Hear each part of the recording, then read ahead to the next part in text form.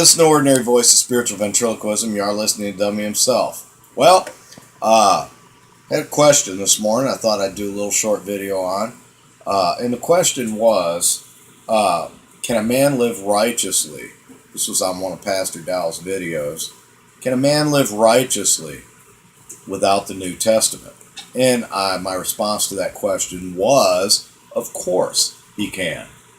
The Bible, the Torah, the prophets, the Nevi'im, and Ezekiel says that though Noah and Daniel or Job were in this generation, they would deliver neither son nor daughter, but their own selves by their own righteousness. Righteousness is defined by the Torah, and righteousness is obtained through the observance of the Torah. Okay? Obviously, there's a cavitation in theology as to what righteousness means. If you have been institutionalized by the religion of Christianity, just nod your head, we all have, for the past 1700 years, you are going to say that righteousness can only be obtained through Jesus Christ. And that, in a sense, is partly true, but yet in another sense is wholly untrue. Because now you're doing away with 4,000 years of people who lived and were declared by the Torah, by the prophets, by the scribes, that people did in fact live righteously.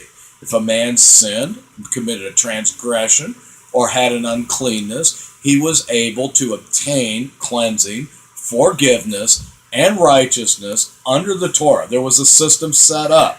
There was a priesthood set up for that.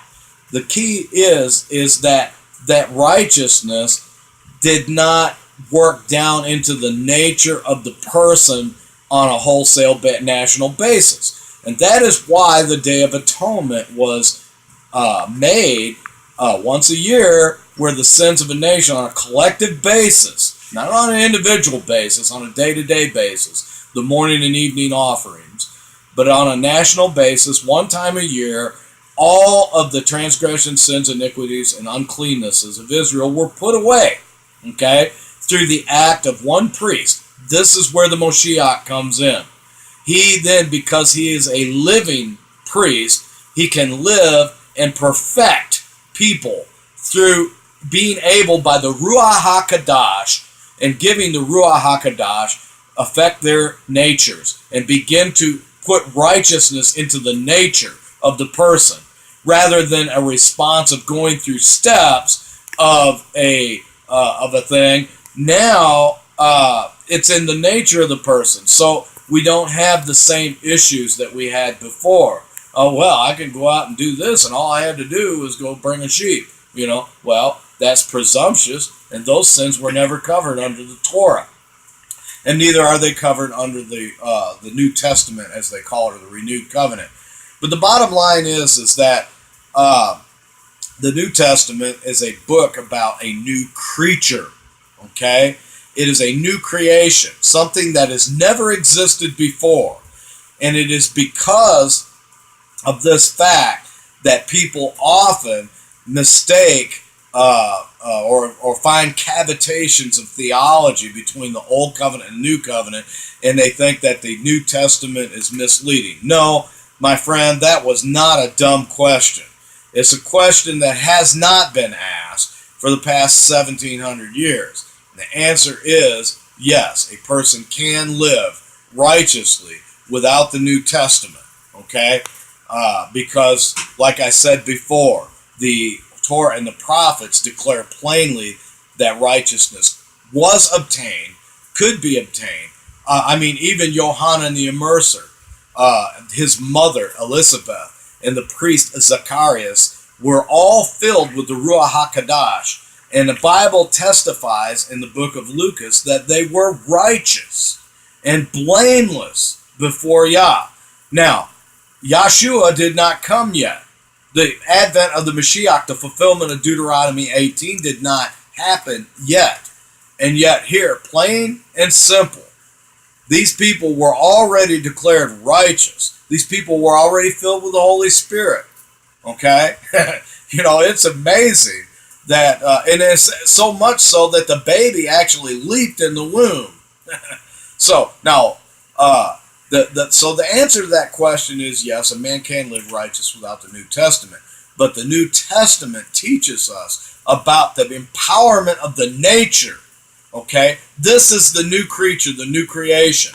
It has to do with what was brought through the Messiah. Okay? Gifts. He gave gifts unto men. Okay? And one of those gifts is a righteousness which is by nature, rather than a righteousness that is obtained as a result of making mistakes and then going through certain, punitive motions to find peace and tranquility and acceptance and reunification with Yah. So I hope that is a little short video on this Shabbat to let you know that it's always line upon line, precept upon precept, here a little and there a little. And no, as it was said earlier today, original sin did not begin with Adam and Eve, or Adam and Ewa. It began with the devil, the Hasatan, the Halal.